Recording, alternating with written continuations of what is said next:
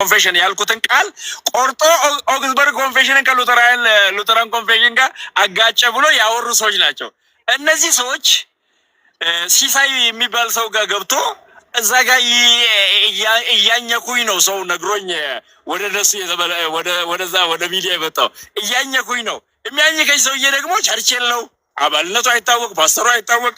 አንድ ምን ብዬ ልሰይመው አልችልም። እዚሁ ሶሻል ሚዲያ ላይ ሲጮው እንጂ አገልግሎቱንም ማላቅ ስልጣኑ ማነው ምንም ድርሻንም ማላቅ አንድ ተራ ከሽለቤ ስለሆነ ወይ ከሽለቤና ሶዲስ አንድ ከሽለቤ ተቀምጦ የቤተ ክርስቲያኒቱ አገልጋይ አይደለም አባል አይደለም ይሏል።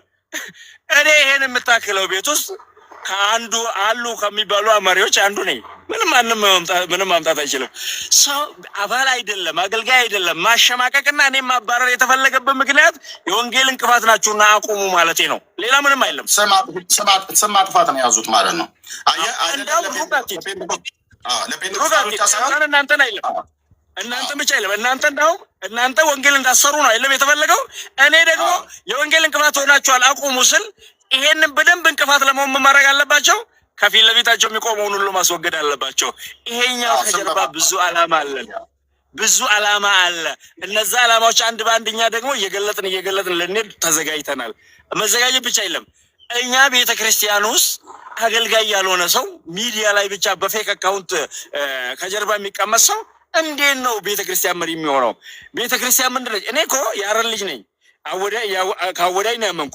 አንድ ቀን አብዱሰላም አማኝ መሆኑን የማያውቅ ሰው በከተማዋ የለም። በአወዳይ ውስጥ ሄጄ ከተማ ሲሄድ አብዱሰላም አቦ ኢየሱስ ጉርባ ኢየሱስ ዱፍቴ ብሎ ነው የሚከቡኝ እንጂ አብዱሰላም አይደለም ብዬ ራሴን አልደብቅም።